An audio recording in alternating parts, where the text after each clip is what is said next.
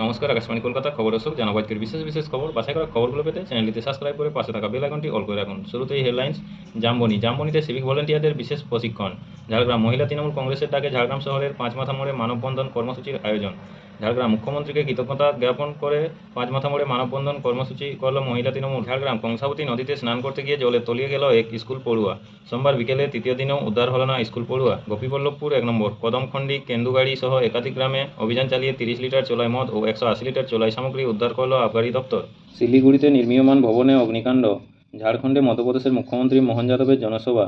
জম্মু ও কাশ্মীর বিধানসভা নির্বাচন তৃতীয় দফায় 40টি আসনে ভোট গ্রহণ শুরু।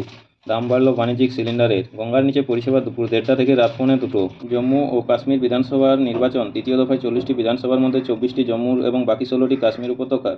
পেনের আবেদনে নয়া শর্ত আজ থেকে। আসানসোলের কুলটিতে তল্লাশি এনআইএ-এর। জম্মু ও কাশ্মীর বিধানসভা নির্বাচন তৃতীয় দফা ভোট দিতে আর্জি মোদির। হাসপাতালে ভর্তি হলেন বিআরএস নেত্রী কে কবিতা। নগর ও দায়রা আদালতে আজ মঙ্গলবার পার্থ চট্টোপাধ্যায় ও অয়নকে জেল থেকে আনা হবে। শুনানির পর হেফাজতে পেতে পারে সিবিআই। জম্মু ও কাশ্মীর বিধানসভা নির্বাচন তৃতীয় দফা ভোট দিলেন কেন্দ্রীয় মন্ত্রী জিতেন্দ্র সিং। মাওবাদী নেতার খোঁজে সরসুনাতেও তল্লাশি চালাচ্ছে এনআইএ। মাছ ধরতে বাধা মুর্শিদাবাদে বিক্ষোভ মৎস্যজীবীদের। দ্বিতীয় টেস্ট পঞ্চম দিন 2 রানে আউট মমিনুল হক। বাংলাদেশ 43 রানে 3 উইকেট দ্বিতীয় ইনিংস। জম্মু ও কাশ্মীর বিধানসভা নির্বাচন তৃতীয় দফা সকাল 9টা পর্যন্ত ভোট পড়ল 11.60%।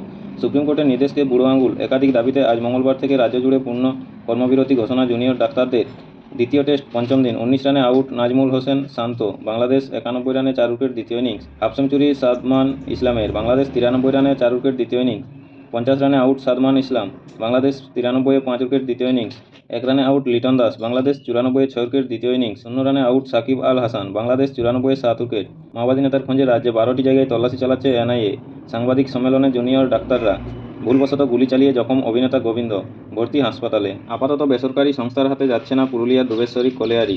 দুর্যোগ কাটতেই জলপাইগুড়ির লাটাগুড়ির মোলানির ডাকিপাড়ায় মহড়ার ব্যস্ততা তুঙ্গে। 9 রানে আউট মেহেদী হাসান। বাংলাদেশ 118-তে 8 উইকেট দ্বিতীয় ইনিংস। জলপাইগুড়ির মালব্লকের কুমলাইতে বিদ্যুৎপৃষ্ট হয়ে মৃত্যু 2 শ্রমিক, জখম 4। আপাতত সুস্থ রয়েছেন অভিনেতা গোবিন্দ।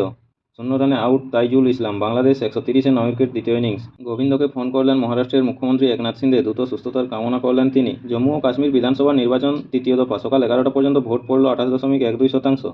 পার্থ চট্টোপাধ্যায়ের জামিন সংক্রান্ত মামলা। ইডিকে নোটিশ সুপ্রিম কোর্টের। দ্বিতীয় টেস্ট পঞ্চম দিন 37 রানে out Mushfiqur Rahim. 146-এ all out Bangladesh দ্বিতীয় ইনিংস। জয়ের জন্য ভারতের প্রয়োজন 95 রান। প্রতিদিন নিয়মিত গুরুত্বপূর্ণ খবরগুলো শোনার জন্য আমাদের চ্যানেলটি সাবস্ক্রাইব করে রাখুন। বিস্তারিত খবরে আসবো।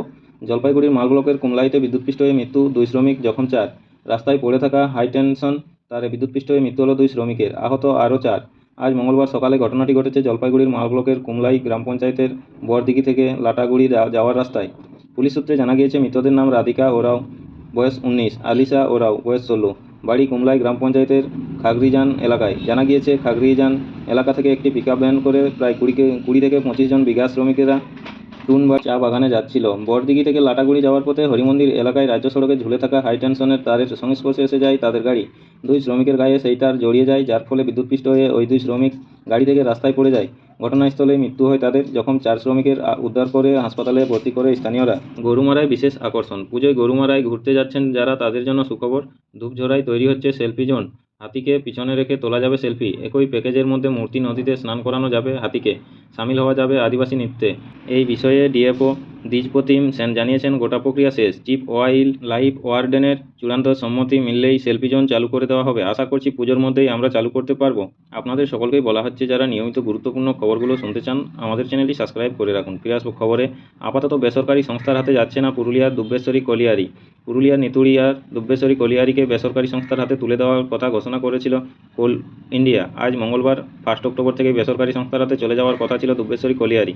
কিন্তু দীর্ঘ আন্দোলনের জেরে আপাতত কলিয়ারি কর্তৃপক্ষ পিছু হাঁটছে। বেসরকারি সংস্থার হাতে কলিয়ারিকে তুলে দেওয়া হবে কিনা সেই বিষয়ে কর্তৃপক্ষ ট্রেড ইউনিয়নগুলির সঙ্গে আলোচনায় বসবে বলে জানা গিয়েছে। এদিকে কলিয়ারিকে যাতে বেসরকারি সংস্থার হাতে তুলে না দেওয়া হয় তার জন্য আজ মঙ্গলবার গেটের সামনে বিশাল বিক্ষোভ সমাবেশ করা হয়। সমস্ত ট্রেড ইউনিয়নগুলি মিলিতভাবে বিক্ষোভ সামিল হয়। ভুলবশত গুলি চালিয়ে জখম অভিনেতা গোবিন্দ, ভর্তি হাসপাতালে ভর্তি অভিনেতা গোবিন্দ। জানা গিয়েছে নিজের বন্দুক থেকেই ভুল করে গুলি চালিয়ে ফেলেন অভিনেতা। সেই গুলি গিয়ে লাগে তারই পায়ে, সেই কারণেই হাসপাতালে ভর্তি করা হয়েছে গোবিন্দকে। চিকিৎসা চলছে তার, আপাতত স্থিতিশীল রয়েছেন গোবিন্দ।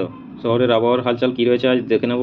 আশ্বিনের তীব্র গরমে নাজেহাল শহরবাসী, আংশিক মেঘলার জেরে অস্বস্তিকর আবহাওয়া, আর তাতেই অসুস্থ হয়ে পড়েছেন অনেকে। আজ মঙ্গলবার সকালে শহরের সর্বনিম্ন তাপমাত্রা ছিল 29.8 ডিগ্রি সেলসিয়াস, যা স্বাভাবিকের থেকে 3.8 ডিগ্রি বেশি। গতকাল সোমবার শহরে সর্বাধিক তাপমাত্রা ছিল 33.9 ডিগ্রি সেলসিয়াস, যা স্বাভাবিকের থেকে 0.7 ডিগ্রি বেশি। আজ মঙ্গলবারেও শহরের আকাশ থাকবে আংশিক মেঘলা, কোথাও কোথাও বজ্রবিদ্যুৎ সহ হালকা বৃষ্টির সম্ভাবনা রয়েছে। এদিন শহরে সর্বাধিক তাপমাত্রা থাকতে পারে 34 ডিগ্রি সেলসিয়াসের ঘরে। গত 24 ঘন্টায় শহরে কোথাও বৃষ্টি হয়নি। পার্থ চট্টোপাধ্যায়ের জামিন সংক্রান্ত মামলায় ইডিকে নোটিশ সুপ্রিম কোর্টের। শিক্ষক নিয়োগ দুর্নীতি মামলায় জামিন চেয়ে সুপ্রিম কোর্টের দ্বারস্থ হয়েছিলেন রাজ্যের প্রাক্তন মন্ত্রী পার্থ চট্টোপাধ্যায়। মূলত ইডির মামলাতেই শীর্ষ আদালতের দ্বারস্থ হন তিনি। আজ সোমবার এই মামলার শুনানিতে নোটিশ জারি করল সুপ্রিম কোর্ট। কেন পার্থ চট্টোপাধ্যায়কে জামিন দেওয়া হবে না, এই প্রশ্ন করে ইডিকে নোটিশ পাঠিয়েছে শীর্ষ আদালত। অক্টোবরের দ্বিতীয় সপ্তাহে এই মামলার পরবর্তী শুনানি। প্রতিদিন নিয়মিত খবর শোনার জন্য আমাদের চ্যানেলটি সাবস্ক্রাইব করে রাখুন। ফিরে আসবো খবরে। সাত সকালেই বড়সড় দুর্ঘটনার কবলে পড়েন অভিনেতা গোবিন্দ। জানা গিয়েছে তার ব্যবহৃত বন্দুক থেকে গুলি চলে জখম হয়েছেন অভিনেতা। মুম্বাইতেই ভর্তি রয়েছেন হাসপাতালে। সেই বিষয়ে গোবিন্দের ম্যানেজার জানিয়েছেন আপাতত সুস্থ রয়েছেন অভিনেতা তথা শিবসেনা একনাথ সিন্ধে গোষ্ঠী নেতা গোবিন্দ হাসপাতালে চিকিৎসাধীন রয়েছেন। আজ মঙ্গলবার সকালে আচমকায় গোবিন্দের হাত থেকে পড়ে যায় বন্দুকটি, তারপরেই সেটি থেকে গুলি চলে যায় ও পায়ে আঘাত লাগে তার। যদিও চিকিৎসকরা পা থেকে গুলিটি বের করে দিয়েছেন, আপাতত সুস্থ রয়েছেন গোবিন্দ। আজ মঙ্গলবারই কলকাতায় আসার কথা ছিল তার, এমনটাই জানিয়েছেন গোবিন্দের ম্যানেজার শশী সিনহা। অসুস্থ রজনীকান্ত। আচমকায় অসুস্থ হয়ে হাসপাতালে ভর্তি হলেন অভিনেতা রজনীকান্ত। সোমবার গভীর রাতে তাকে চেন্নাইয়ের একটি বেসরকারি হাসপাতালে ভর্তি করা হয়। যদিও এই বর্ষিয়ান অভিনেতার ঠিক কী হয়েছে সে বিষয়ে জানায়নি হাসপাতাল কর্তৃপক্ষ, তবে তার শারীরিক অবস্থা স্থিতিশীল বলে জানা যাচ্ছে। সূত্রের খবর, আজ মঙ্গলবার রজনীকান্তের হার্টের চিকিৎসা করা হতে পারে।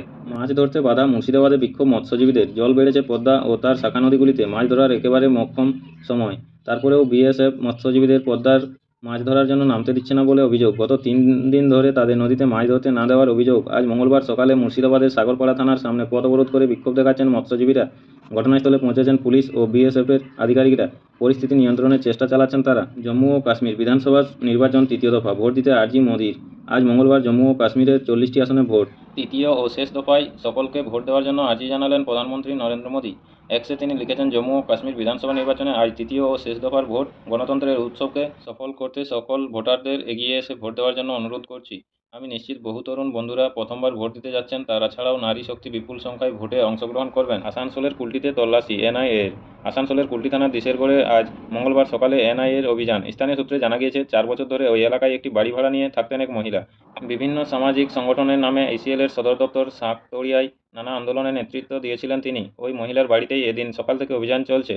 এনআইএর পাশাপাশি রাজ্যের একাধিক তদন্তকারী সংস্থার প্রতিনিধিরা সেখানে রয়েছেন। এলাকায় রয়েছে রাজ্য পুলিশের সশস্ত্র বাহিনী। গন্ডারের হানায় মৃত্যু। গন্ডারের আক্রমণে মৃত্যু বাইক আরোহীর। অসমের মরিগাঁও জেলার পরিতোরার সংরক্ষিত বনাঞ্চলের ঘটনা। রবিবার কামরূপ জেলার বাসিন্দা সাদ্দাম হোসেন নামে ওই যুবক বাইকে চড়ে যাচ্ছিলেন। আচমকাই জঙ্গল থেকে বেরিয়ে আসে একটি গন্ডার, দাঁড়িয়ে পড়ে যুবকের বাইকের সামনে। গন্ডারের আতর্কিত হানায় হকচকিয়ে যান তিনি। নেমে পড়েন বাইক থেকে, পালানোর চেষ্টা করেন, কিন্তু সাদ্দামের নাগাল পেয়ে তাকে পিষে দেয় গন্ডার। চিতাবাঘের হামলা। চিতাবাঘের আক্রমণে মৃত্যু 3 বছরের শিশুর। উত্তরাখণ্ডের পুরওয়াল গ্রামের ঘটনা। রবিবার বিকেলে বাড়ির বাইরে খেলছিল শিশুটি। খেলতে খেলতে বাড়ির পিছন দিকে যায় সে।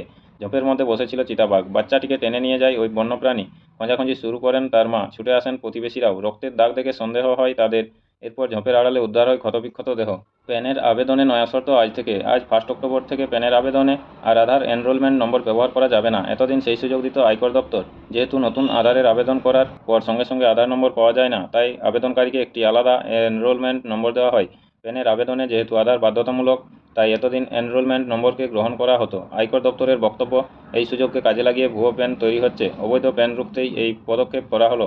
দপ্তর জানিয়েছে, আয়কর রিটার্ন দাখিলেও আধার এনরোলমেন্ট নম্বর ব্যবহার করা যাবে না। প্রতিদিন নিয়মিত সঠিক খবর শোনার জন্য আমাদের চ্যানেলটি সাবস্ক্রাইব করে রাখুন। ফিরে আসবো খবরে। গঙ্গার নিচে পরিষেবা দুপুর 1:30টা থেকে রাত 1:45। উদ্বোধনের পর এবার ওই প্রথম দুর্গাপুজোয় গঙ্গার নিচে দিয়ে যাত্রী বোঝাই মেট্রো চলাচল করবে। রথ দেখা, কলা বেচার ঢঙে ঠাকুর দেখতে বেরিয়ে গঙ্গার তলায় মেট্রো সফর উপভোগ করার সুযোগ পাবেন যাত্রীরা। পুজোর কদিন হাওড়া ময়দান ও এসপ্লেনেডে থেকে দুপুর 1:30টায় দিনের প্রথম মেট্রো পরিষেবা শুরু হবে। সংশ্লিষ্ট 2 প্রান্তিক স্টেশন থেকে রাত 1:45 শেষ মেট্রো ছাড়বে। আপ ডাউন মিলিয়ে এই রুটে পুজোর বিশেষ 2 দিন 118টি মেট্রো পরিষেবা চলাচল করবে। যাত্রীরা 12 থেকে 15 মিনিট অন্তর গন্তব্যের জন্য মেট্রো রেখে চড়তে পারবেন। দশমীতে এই করিডোরে দিনের প্রথম মেট্রো পরিষেবা চালু হবে দুপুর 2টোয়। বিসর্জনের দিনে এই রুটে সারাদিন আপ ডাউনে 80টি পরিষেবা মিলবে। 15 মিনিট অন্তর যাত্রীরা মেট্রোতে সফর করার সুযোগ পাবেন। দুই প্রান্ত থেকে দিনের শেষ মেট্রো ছাড়বে রাত 11টা 45 মিনিটে। দাম বাড়ল বাণিজ্যিক সিলিন্ডারের। রান্নার সিলিন্ডারের দামে মধ্যবিত্তকে রেহাই দিল না নরেন্দ্র মোদী সরকার। কলকাতা সহ অন্যান্য জায়গায় গৃহস্থের সিলিন্ডারের দর অপরিবর্তিত রাখা হলো। এর ফলে আজ 1 অক্টোবর থেকে শহরে 14.2 কেজি সিলিন্ডারের দাম থাকবে 829 টাকায়। অন্যদিকে এক ধাক্কায় অনেকটা বাড়ানো হয়েছে বাণিজ্যিক সিলিন্ডারের দাম। শহরে 19 কেজি বাণিজ্যিক সিলিন্ডারের দাম আরও 48 টাকা বেড়ে 1850 টাকা 50 পয়সায় দাঁড়িয়েছে। আন্তর্জাতিক বাজারে জ্বালানির দরের সুরাহা মিললেও সাধারণ মানুষকে সেই সুবিধা দিতে রাজি নন কেন্দ্র। তার উপর বাণিজ্যিক সিলিন্ডারের দাম বেড়ে যাওয়ায় ক্ষুব্ধ ব্যবসায়ীরা। নমস্কার, আজকের স্থানীয় সংবাদটি এই পর্যন্তই। পরের সংবাদটি পেতে চ্যানেলটিতে সাবস্ক্রাইব করে পাশে থাকা বেল আইকনটি অল করে রাখুন। সবাই ভালো থাকুন, সুস্থ থাকুন। দেখা হচ্ছে পরের আপডেট খবরে। ধন্যবাদ।